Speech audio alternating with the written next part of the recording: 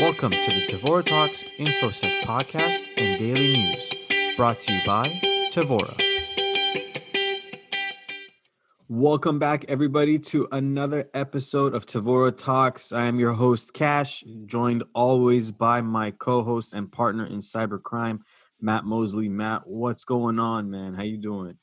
Doing well, doing good. It's Wednesday, so we're halfway through the week. I think it's Wednesday. There. Is it Wednesday? It is Wednesday. Okay, yeah, good. Right. You didn't skip a day. We're good. What are we talking about today? Yeah, we're joined by a good friend of mine. I know him for a long time. He's crypto, blockchain, wizard, guru, Kevin Solanti. Kevin, thanks for being with us. How you doing, man? What's going on with you? Great, guys. Great. Thanks for having me. And I think it's Tuesday on the way to Thursday and a half. On the 127th day of April. So very nice to see you guys today. Yeah, good to have you here, man. Yeah, you know, Thank you, Cash. Thank you. I was reading recent news the other day, and it was about hacking as always. You know, we talk hacks and security around the internet and whatnot. And the hack was about some guy. I'll go into the detail, but essentially it was a crypto hack. And then I thought about it, I'm like, you know, crypto, blockchain, Kevin Solanti just popped in my head. So I'm like, oh, man, this would be awesome. Let's get him here. Let's all shoot it around and just talk about it. So maybe you can give us some light. But before we set it up, let me tell you guys what I read. I think this is a funny hack story. So this guy, he goes and hacks dForce, okay? And what does he do? He takes money. This guy takes about, here, let's see. It says a transaction included some extremely large amounts, such as one for 57,992 ETH, whatever. So this guy takes all this money, and then when he transfers it to his own account, $25 million, right? He leaves a trace of himself in this transfer. And then he notices and freaks out. Yeah. And what does this guy do? He sends the money back. That's like out of Office Space, right? Like where they realize they steal too much and they're like, we got to put it back. Yeah, pretty much. So then, look, it's funny, right? Like it sounds so stupid, but like imagine the first days of banks. And I know that's cliche to say, and everybody always reverts back to an analogy, but imagine the first days of paper money and, you know, the vulnerabilities of that.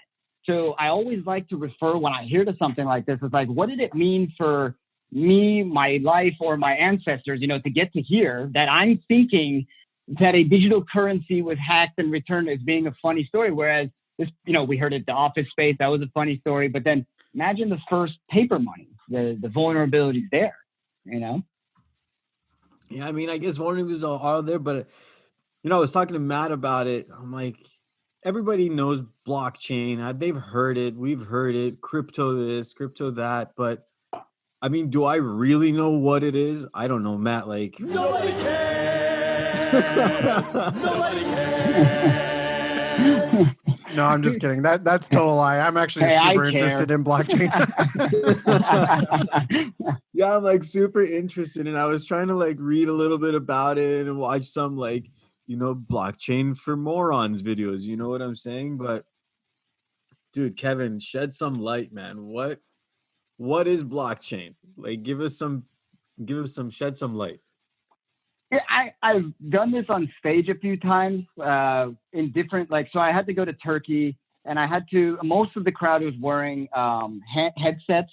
So I knew that the translation wouldn't be done well. So I had to dumb it down, not dumb it down, but simplify it, but not use technical terms. So by doing that, you call it dumbing it down.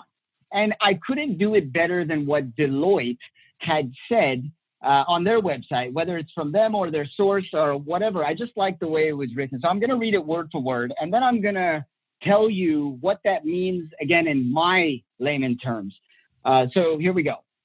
This is blockchain in a 100-word example. All right. You have a file of transactions on your computer, period. Two government accountants have the same file on theirs. As you make a transaction, your computer sends an email to each accountant informing them. Each accountant then rushes to be the first to check whether you can afford it. The first to check it validates it and hits reply all, attaching their logic for verifying the transaction. If the other accountant agrees, everybody updates their file. This concept is enabled by blockchain technology. So what we said there was a basic file transfer between computers, and two or multiple, let's call them multiple sources, blocks can be distributed, can send that file called distribution. You are a node. Now we're getting technical. A node sending a file is a ledger. Those accountants are miners, those crypto miners, blockchain crypto miners. They are sending the file, which is distributed. So by sending it, it's distributed, multiple sources. When the accountants can verify what the check can cash, what is this called? They're being paid their salaries in Bitcoin. The transaction to be verified is called proof of work. These terms, these 6 terms, node, ledger, miner, distributed, Bitcoin, proof of work, are the 6 most important terms to understand blockchain technology. And we didn't use the word decentralized once, but everybody knows the point of blockchain technology is its power of decentralization. Mm-hmm. Quickly, let me give you just a quick rundown of decentral versus central. When you go to the bank is centralized. You go there, you ask for your money, and you come out. There's only one way around it. That's it, right? You don't have money, they don't have money to give you. You have too much money, and you ask for too much of it back, they still can't give it to you because it's not yours technically, theirs at that time. Mm-hmm. This is a centralized system. A decentral system, like we call blocks, they are in every computer everywhere. You know, there's not just one central bank. It's a system. It's a system of blocks that communicates together for the purpose of the technology to run in its full capacity of anonymity, what's it called? Immutability and security. So is it kind of like, I mean, when you're describing it this way, it pops in my head like BitTorrents from back in the day, right? You wanted to download a program, a little shady style. You get a swarm going and take a little bit from everybody, and you can get that program. Is it kind of the same situation happening? Okay, so I wouldn't say it's the same of like how the system works. I would say how the download works. Remember how the download would be like, it's what were they called? Seeds, right? Or something like you would take a patch or a seed of a song, and then it would kind of go to 100 different seeds around the world trying to see if it could download the song quicker, right? You're saying, like the BitTorrent is. I wouldn't say it works the same, but if you can let your mind wander toward that direction for a second, Bitcoin, now let's go over to blockchain technology, creating the first Bitcoin currency, right? Because blockchain is the technology of the currency of Bitcoin. That's very important to understand, which now we know the difference, right? Okay. So now we're the same idea of the song. If I'm going to mine, crypto mining, a block, a hash of crypto, so Bitcoin, I essentially have a computer solving an algorithm, a math equation. And the quicker my computer solves that math equation, better than yours or anybody else's, a door opens up. A proverbial door opens up. And when that door opens up, I need to then grab what's behind that door. Proverbially, I need to stick my shovel out and dig the gold Bitcoins, the dirt into my sifter, and that's where I get my first Bitcoins. If my computer is 10 times faster than yours, I will have 10 times more opportunities to get to that Bitcoin first. And let's say we both arrive there, because I was able to solve more complex algorithms, I will attain more of that block. I will get more of that Bitcoin than you will. All of this underlying technology is able to be done through blockchain. I think I just blew my own mind again by repeating that. I'm surprised you remember you played yourself. Yeah. I love hearing that. It's just crazy to me because what we say in the Bitcoin community, if it's not your keys, it's not your money. Right now, Wells Fargo, Chase, own your money. You don't know what's going on with it. Bitcoin and through blockchain technology has allowed me to own my own money. And that in and of itself is powerful technology. So, I mean, yeah, the crypto thing, it did take off. There was that buzz, right? I'm pretty sure, Matt, for sure you invested some money in Bitcoin. I know. I have not actually. Really? It's been a little, so yeah, I'm kicking myself for not investing in it early on, especially back in the day when it was like $1. But yeah, no, I've always been kind of afraid to get involved in it. I thought for sure that the federal government would have intervened, I guess, back in like 2012-ish, 2013, but they haven't. So it's pretty interesting to see how not only its growth, its popularity, but like just how everything is starting to use it. So, I mean, we all know about the story about the guy who ordered a pizza, with Bitcoin back in the day, which however much that is worth now, I have no idea. But just the fact that you can pay for like VPNs and all kinds of sorts of services online with it is pretty incredible. So, yeah, there's also that one guy. Where was it? I'm pretty sure you guys know it better. He had like a hard drive that he accidentally tossed out, and it had like Scotland. What? Scotland. Yeah. Is that what it is? What's the story? I believe it was Scotland. Yeah. He threw away a cold storage worth in today's terms, or in 2017 terms, about $80 million worth. And he threw it in the trash. And he got, I'm looking it up as we speak just to get the country right. I thought it was Scotland. At 100, cryptocurrency was $130 at that time. He, in today's terms, or in 2017, was worth $85 million. He went to go find it, and obviously the trash had gone. And he made an agreement, from what I know, this is underground talk, you're not going to find this online, but he made an agreement with the trash dump people, like, if I can search, as I please with my crew or whatever, this landfill, if I find it, I'll break you in, and you can even put a security camera on me or whatever. If I find it, I won't go crazy. But obviously we know the story, didn't find it, or he's still at work, but yeah, he went literally into the landfill site and started digging up to find his haul. Yeah, for sure. I'd be dumpster diving too. Are you kidding? 80 mil, I'd be like swimming around over there. Where is that drive? I'd be dumpster diving for about 3 days, and then I'd be probably heading to the gun store and buying a bullet. Again, this should show you the power of, like, okay, that was in his hands. You have nobody to blame but yourself, okay? But if you go to the bank tomorrow and you say, guys, Wells Fargo, I need my 200 million. Okay, obviously that's a lot of money, but no human in this world needs $200 million at a snap of a finger. If you had a business deal, you would have planned on it. And banks will laugh at you and say, come back in 10 years, because they don't even have it themselves. They have to go borrow it elsewhere. And so that is scary in and of itself. So yes, it's funny the Scottish guy threw away his Bitcoin, but that was his dumb, doing. I'm more afraid of the scenario that happened in 2007 when people were going to the ATMs and ATMs were dry. And people say, oh, yeah, that happened in Greece and Italy. I said, no, that happened in Orange County, California. People just forget.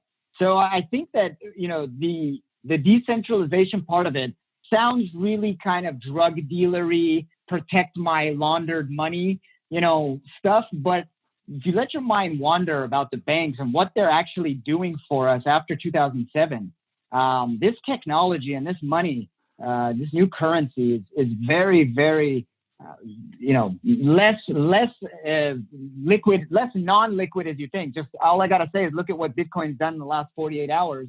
in the last 48 days. And tell me if you can say it has a comparison to a US dollar index. It's just not even an argument. But, you did bring up that right now. You say like it's very, secretive essentially, right? It's not trackable like money is. And, Sure. a lot of these hacks that me and Matt get involved in, ransomware is a huge one, man. Like they go pretty much capture an entire company's assets and they encrypt it, say, pay us X amount of dollars in Bitcoin. Here's our Bitcoin account. And it's like, it's the black market's currency, is it not, Kev? I mean, look, if I'm going to sit here and lie to myself and say, what is the black market currency? Sure. Yes, it is. It can be considered the new black market currency, but the most forged item in the history of mankind is the $20 US bill. The US dollar note is the most counterfeited piece of anything in the history of humanity that has any power to do anything. So you can't copy Bitcoin. You can't do this like I'm saying with Bitcoins and just print, man. Is the other side of the coin, putting a gun to people's head, pay me in Bitcoin so I don't get tracked by the FBI? Absolutely. But we don't negotiate with terrorists. So whether it's a $20 bill or a Bitcoin, let's not forget the fact that both are equally capable of doing all the negative that everybody is afraid of crypto and Bitcoin for. I try to shy away from a lot of the negative and shine the positive.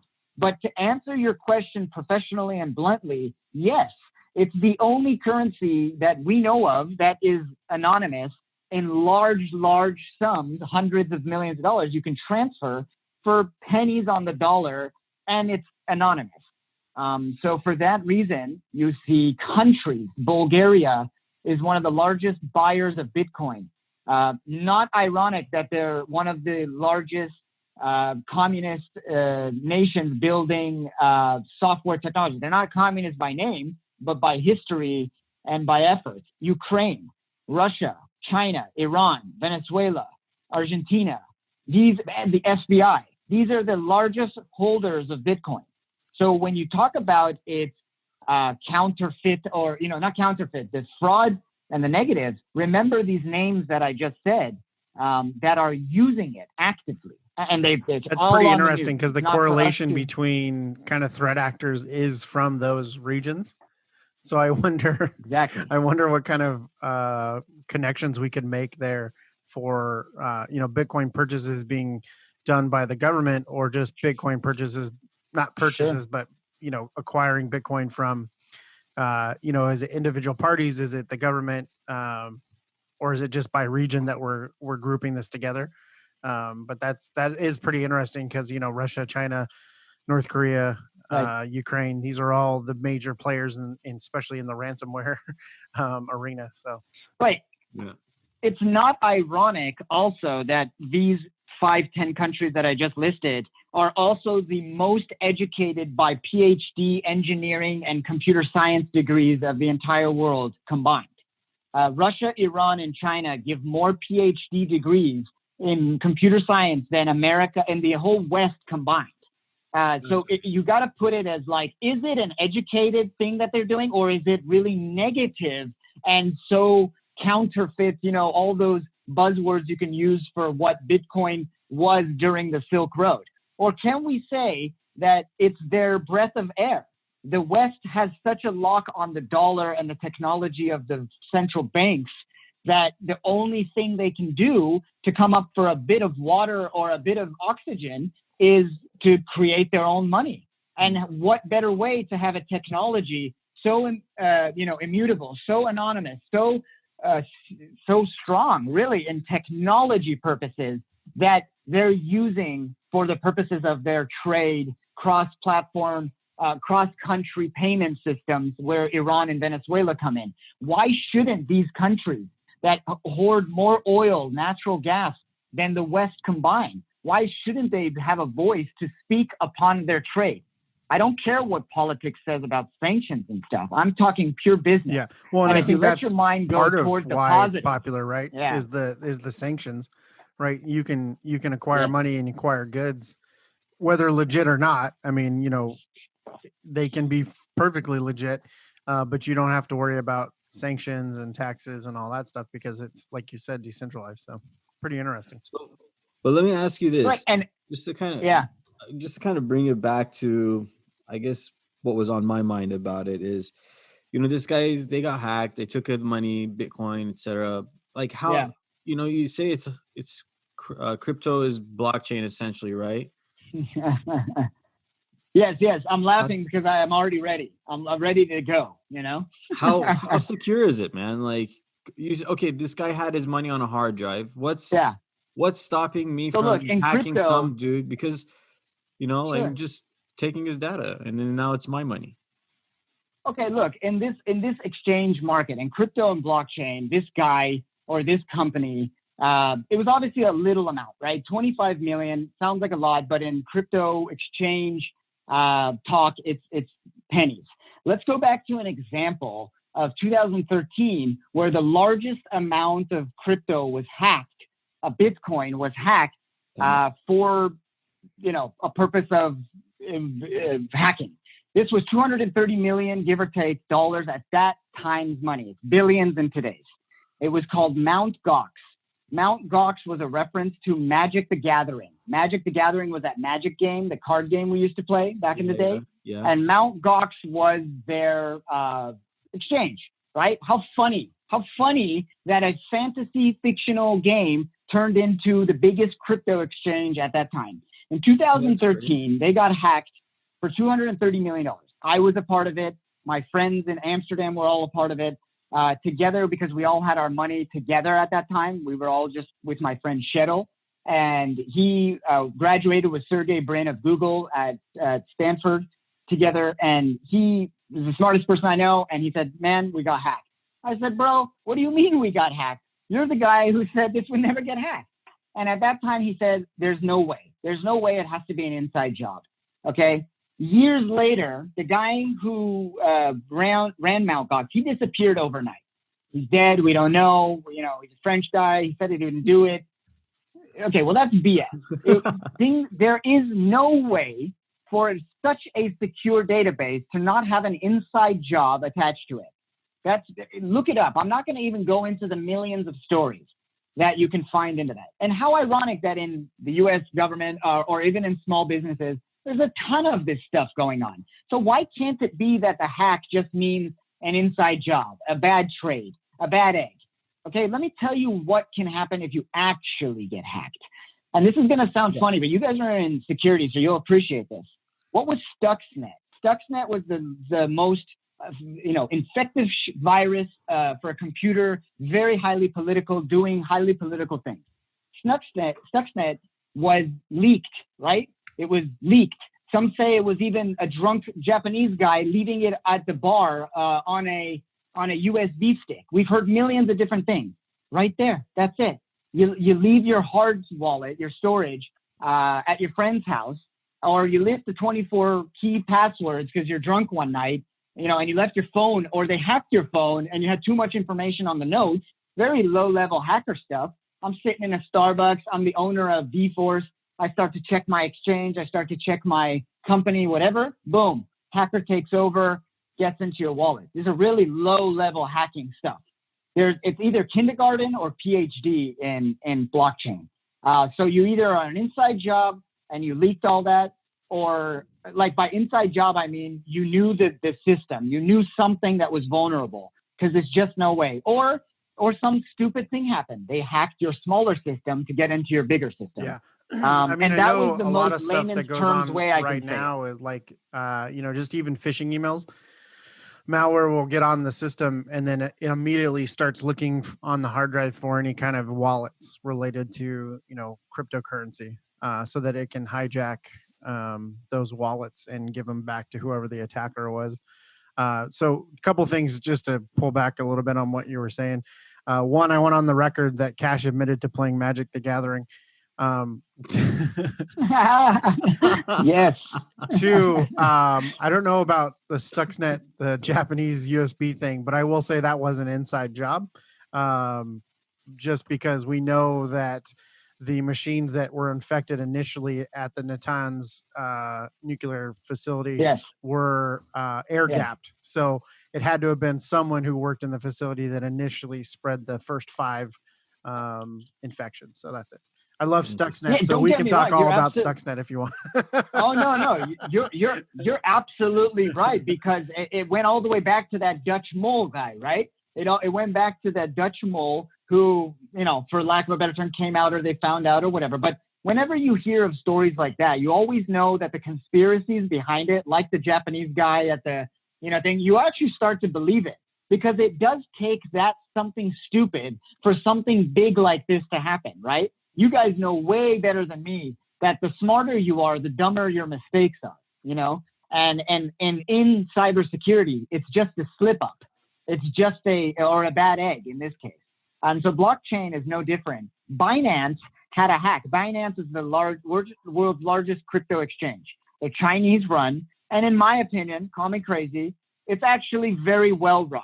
It's fantastically well run. They know what they're doing. They got hacked for a very large sum. It was the 3rd largest hack in crypto history last year, 8 months ago, maybe a year ago. And what they did was they came out within 25 minutes, said, we got hacked, give us a second. Within the next few tweets, they put out a bounty. They put out a whole team, $250,000 reward for anybody that solves it, blah, blah, blah. 24 hours later, they said all the money that's, not all the money, but what we can, according to it, will return $40 million worth. Now, if this was an inside job, they cleared it up really quickly. If they slipped up, this is the biggest exchange in the world that slipped up. We'll never know, because there's things we'll never know. So you think the money being put back, or the robber putting the money back may have just been cover for an inside job? I mean, look, when you follow the trail of money in life, you get your answer. That's pretty interesting. For this case, yes. So I have a quick question, because I don't know that much about, I mean, I know the ledger and I know that it's dispersed, it's distributed and everything. And so everything gets checked, and that's how we know that the information is true, right?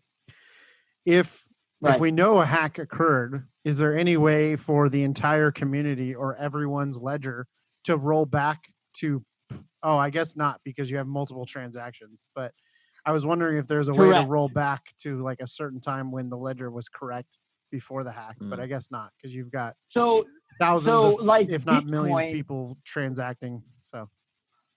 Right. And Bitcoin is the mother of all, right? So it's, what is it right now? 72% of the entire market of cryptocurrency is Bitcoin. That's kind of scary, right? That's kind of like saying the dollar is 76%, the most power of all the money in the world is 76% the dollar. And that's just not true, really. It's closer to 50%, but 76 and 80%, that's a lot. But Bitcoin has that type of, in order to hack Bitcoin, it's called a 51% attack.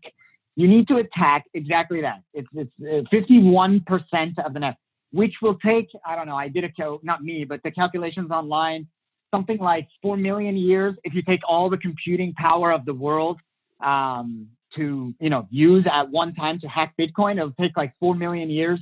I don't know, something like that. But just to give you an example of how strong Bitcoin is and how hard it is to attack a wallet, bitcoins. Take all the atoms in the world, all the atoms. What are we made of? Atoms. What is the sun and everything? Atoms. Take all of them, and there's a factor of, I forget the equation, 10 times whatever. I'll send it to you guys. You can send it out to your people. If you take all of those atoms and you take it to a higher power of, to the 76th power, whatever, the hack of the amount of wallets in order to get to Bitcoin is something like 760,000 times more than that. So no bank, no Google.com, nobody, there you go, can hack it.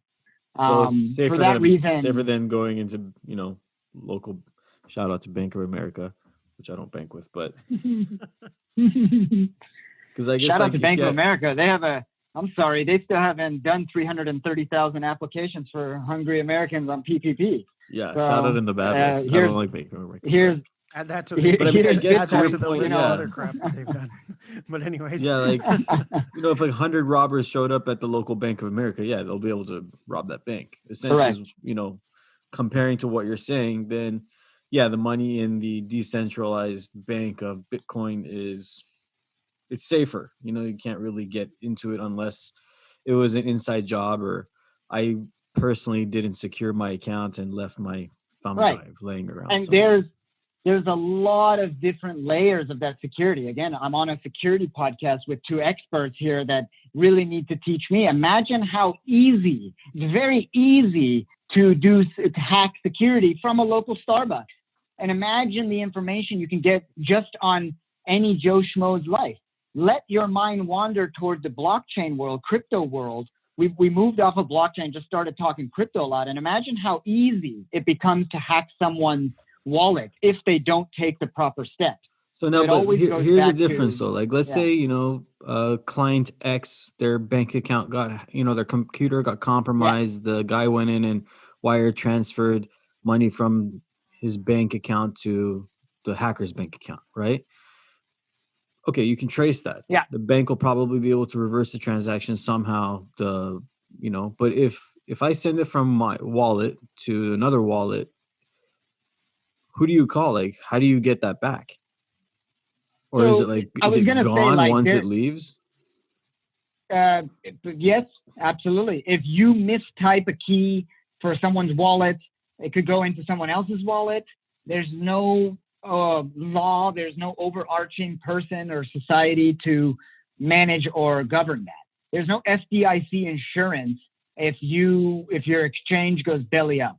There's no law that says Cash stole mine, I can prove it, so send him to jail. Obviously, if you hacked my phone, that's illegal. If I can prove you stole my password, that's illegal. But if I can't prove any of that and you just stole my Bitcoins because I'm careless or whatever, there's no governing body that can do that. There's a few examples I can give you for a lot of crypto and crypto tech, Bitcoin being hacked via someone's like wallet or phone being hacked, and they won a settlement and got more than the money than they bargained for, because that was like, I hacked your phone, I hacked your email. That's illegal right now. But to answer your question, no, there's no governing body that says I have to go to jail if I did my good hacking on your Bitcoin. Sorry about it. Yeah, that reminds me of the Silk Road agents that were investigating that case that I think acquired, quote unquote, what's his name's, what was it, Dread Pirate Roberts Bitcoins, right? During their investigation of Silk Road. Did you guys hear about that? And those are supposed to be agents, right? Yeah, they were the agents. Yeah, correct. So like, you know, again, you know, it's of course in the early days or in that bad example, and this is going to sound crazy and controversial, but I've got to say it, and I always say it on the stage. If Silk Road was not all that bad, it was the first time in human history, this is a true fact, that we had a completely decentral platform, marketplace, that was not governed, that was not anything by anyone. Yes, there was a lot of bad stuff sold, bought, traded there. And there was a lot of good stuff, good business that would have never been able to be handled if there was no Silk Road. We'll never hear of those good businesses. Yeah, that's correct. Because it doesn't matter Brian that Krebs I got actually covered 3 that a little million bit. pounds of fruit. You know? Yeah, Brian Krebs, Yeah. he's a journalist that covers a lot of security topics, and he wrote a book called Spam Assassin, I think, or no, sorry, Spam Nation. Spam Assassin, something else. Spam Nation. And in that book, he talks about how people go online to buy these drugs because they can't afford to pay, you know, the medical expenses, especially here in the United States. So they were resorting to going to the black market or going to other countries. And that was one of the things that Silk Road did, was there was actually legitimate medicine on there, not just drugs and whatever else that was on there. And I know there's always this reputation or at least a rumor, myth that you could hire a hitman. I don't know if that was ever true. I don't think that was ever proven to be true. But I think that's just like when you see those hitman ads in Craigslist. Usually it's FBI just waiting for you to call. But anyway. Yeah, right. Look, you brought up, and I know we've gone over, I want to end or, you know, give you guys a final topic for the users, because I think it's extremely valuable and it destigmatizes crypto, blockchain, Bitcoin, all of it, from the technology down to the currency. We spent a lot of time speaking about the currency because that's always the hot topic. And blockchain technology still has another 5 to 10 years in it for it to be fully implemented, because it's scary even to the Intels and the Googles of the world. So they're going to tippy toe into it. But you said medical there and blockchain technology. I'm going to ask you a question. Who owns your DNA? Who owns the data on your DNA? Have you ever thought about that? Ancestry.com like and the that, NSA. I don't know. Yeah, so I chose 23andMe because we're both dumb and we decided to send them our swab. Yeah. You know, and that wasn't smart on our parts, but I'm 23andMe. And, you know, like you said, the NSA or whoever doctor sold my stuff off to whoever, or they forced them to give it to us. So there's medical databases in blockchain that are being built right now that you can own your own data. You can own your own DNA. If somebody named Michael Jordan wants to, you know, give out his DNA, just like a thoroughbred in a race, that should have some cost to it. That should have some value to it. Michael Jordan worked his ass off to do what that DNA can't do in anybody else's body. Or, you know, that's his. So when you ask the question, who owns your data? Who owns your DNA? And then you ask what crypto in the full circle is doing for medical and the ownership of your medicine. Who owns your medicine? Who owns the rights that you have to pay $600 a pill to get on this, you know, autistic medication that your child needs in order to just function? But it's you know, because of the vaccinations or whatever argument you can bring up, they gave us these diseases. So who owns the fact that I can't choose a $600 pill, even if I had $1 million? So these black markets get opened up for those pills, for those inhalers, you know, for asthmatic patients, which was a big one, because inhalers in America cost $250. Over there in the UK, it's $50. And on the black market, it could be free if you get to the right dealer. Yeah. No one ever I mean, talks IV about saline that. is no what, one ever talks about the good guy. $5 you know? in India, and here it's like, you know, 25, 30, if not more. I have no idea, but I know that the markets are just insane compared to the United States. That's interesting. Take it off of the black market, name it, you know, Pfizer, and tokenize the asset that so the crypto can be bought with Viagra or this, you know, autism medication that's expensive. And all of a sudden it's non-stigmatized and big pharma. Isn't that ironic? You know? Yeah, it's interesting. I mean, got to go down that path at some point. I mean, anything black market, dark web is a cool topic. Well, and anything that you want to keep. Remember, it's not always that bad. It's not. I'm sure there's like a lot of good that both sides can do. And I think like Bitcoin and all this kind of opened up a whole world for better things and worse things too. So it kind of amplified the effects of the dark web and black market. Yeah, there's pros and cons to everything, right? Cause and effect. Yeah. Yeah, I just always look at like, you know, real life case studies, and I'm always in the minority because I always point to, you know, the Venezuelas, the Argentinas, the Turkey. Turkey is the 18th largest economy in the world, 15th largest population in the world, give or take. I believe they have tried to get into the EU now 5 times, been rejected every time. If they got into the EU, they would be the largest voter of the EU. It's a quasi-Muslim state run by very Western, thought-minded Muslim heads. And they are per capita the largest owners and users of crypto in their country. You can walk up to the Grand Bazaar and go buy gold or go buy Bitcoin in the same exact shop, in the same exact methods. Tell me why the 18th largest economy, all those things I said, that was the real Silk Road 2,000 years ago. Iran, give me an example of how history repeats itself, and I'll show you one happening right now. And I like to just finish off with those Spanish countries flu and COVID-19. hey, you know, exactly. I'll leave with let me out of my house already. Yeah. I think if we keep you tied up anymore, you're gonna start coming up with these crazy conspiracies, or maybe we'll get you to hack somebody and we'll all split the Bitcoin. We can do a whole nother episode on conspiracies. That's fine with me. I'm down. You know, and one day one day out of the 159,000 that I told you, I'll put on my genius crown and say, haha, I told you so. And I'll still look fucking crazy, you know? There was a guy who, by the way, totally unrelated, well, kind of related, but he was creating a bunch of Twitter predictions. And then he was hiding all of his messages. And then when things would like hit, he'd be like, see, I said it back in 2014 or whatever. It's like The Simpsons. You know how The Simpsons predicted everything? Dude, it's creepy how The Simpsons have predicted everything.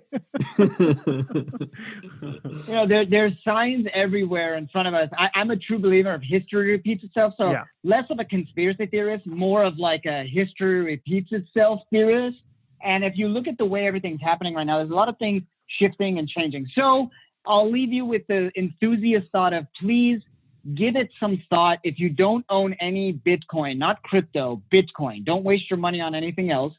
Just take 1 to 10% of your assets in this troubled time. Look at a chart of Bitcoin in the last 2 months of what it's done. Tell me that it should have already collapsed and it didn't. Bitcoin was born in 2010 in a time of crisis, arguably the worst financial crisis in human history. This one is being bred in the biggest crisis of human history. So give it some thought, buy some Bitcoin, just like you're thinking of hoarding gold and silver and you don't know how. Think about how to hoard a percentage of Bitcoin because it is a new asset class. It's been shown that it's here to stay. Goldman Sachs, who runs the world, they own the third largest exchange in Bitcoin, in crypto. Let that simmer for 10 seconons. And that's pretty cool. So Mic drop. With that said, we got a couple more minutes, but the barrier to entry on Bitcoin is insane now. So how would you recommend getting started there? Well, why do you say it's insane? I don't love the method that I'm about to say, but it's actually, I was thinking quite opposite. It's never been more open. Well, it was $1 for a Bitcoin. Now, what is it? I'm sorry. I thought you meant to purchase like a Bitcoin. You're talking about the level of price. Yeah. Okay. I'm sorry. See how crazy the mind goes when you don't care about the price. All I care about is we have a gangster term. If you want to drop the mic again, we call it stacking sats. Sats are called Satoshi. Dun, dun, dun, dun, dun. Sorry.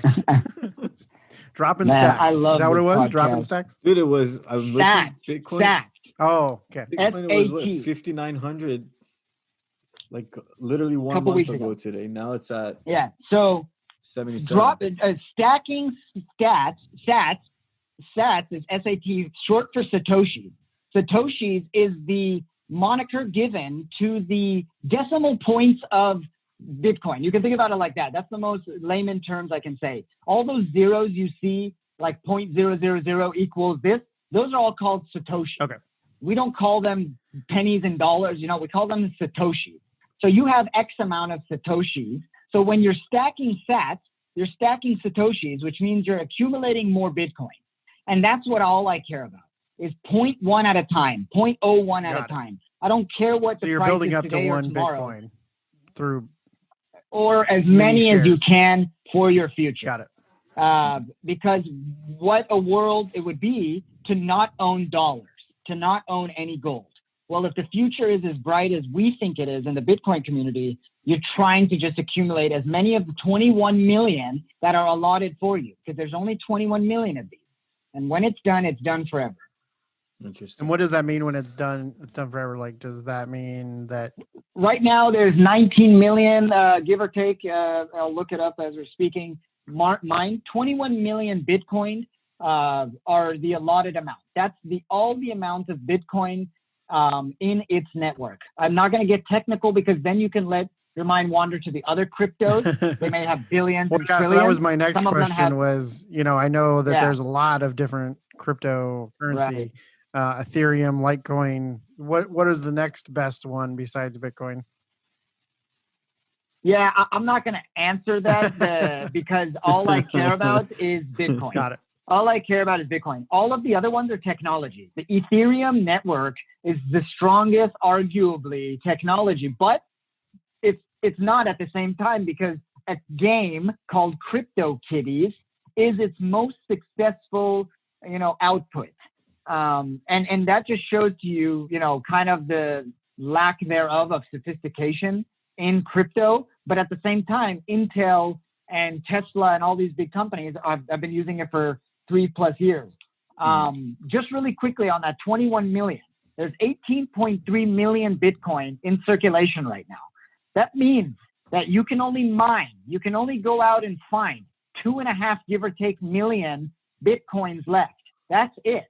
All the other 18.3, give or take, have been used, bought, stolen, burned, forever gone, like the Scotland trash guy. When you go into the trash like that Scottish guy, that is money. That's it.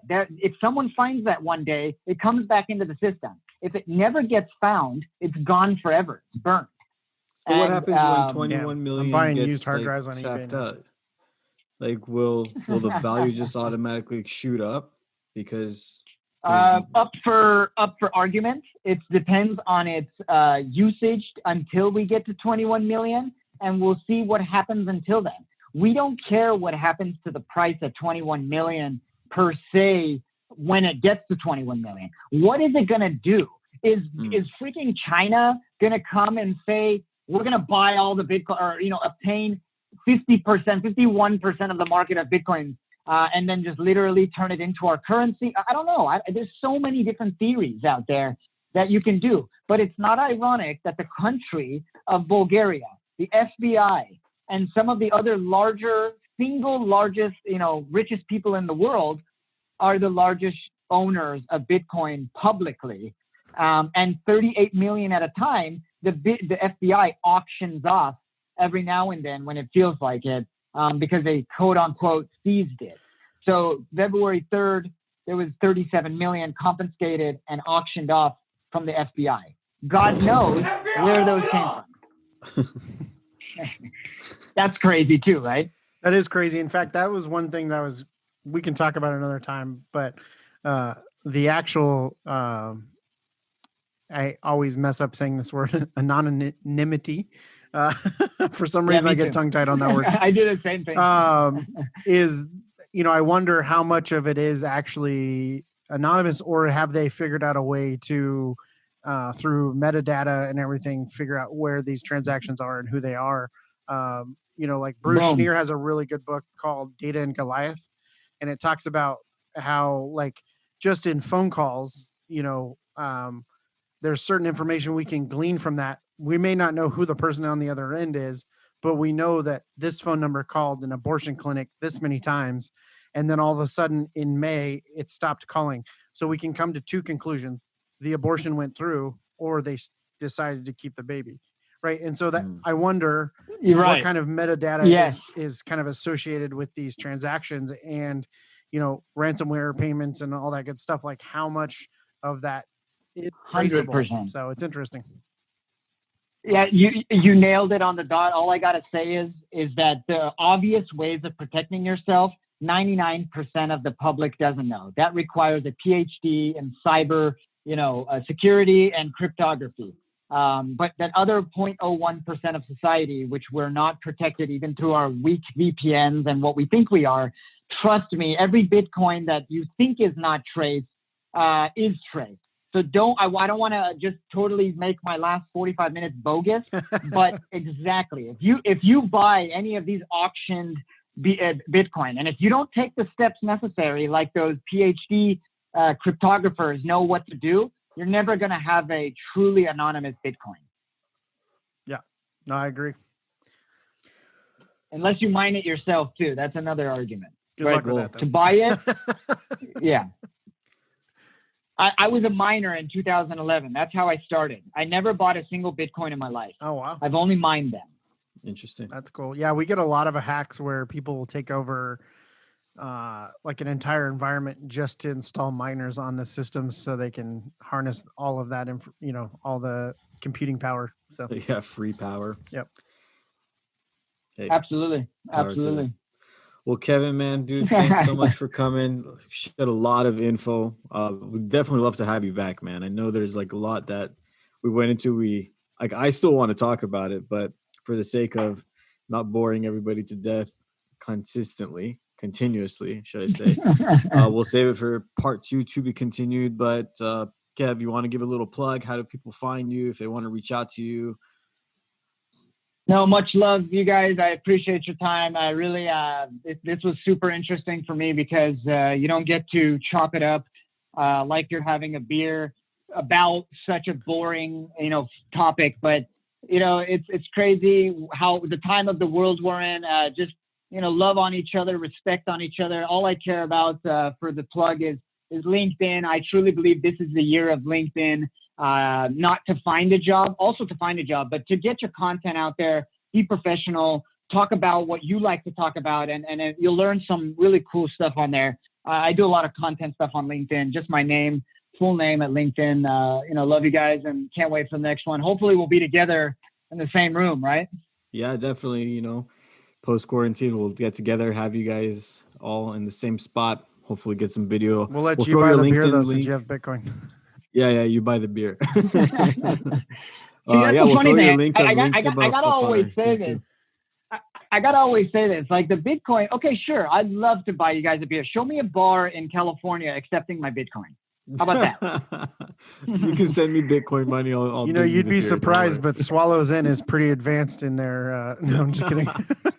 Swallows. You don't even know what goes on at Swallows. You don't want to go there. No one wants. I'm not going to your dive bars on the corner of Haight and Ashbury. I lived there for 6 years. Okay, but. Well, anyways, I appreciate you guys. Yeah, thanks for coming through. We're gonna get this episode up as soon as possible. We'll throw a link there so people can find you on LinkedIn. Kevin Soltani, you're the man. Awesome. Thanks for shedding some light. Love to have you back soon. And Matt, it's been real as always. Yeah, this was great. Thank you very much for joining us. No, Matt, great to talk. We'll see you soon. Take care, you guys, and be safe. All right, man. You too. Take care. And everybody else out there, stay tuned for the next episode. And for today, Tevora out. Turn down for what?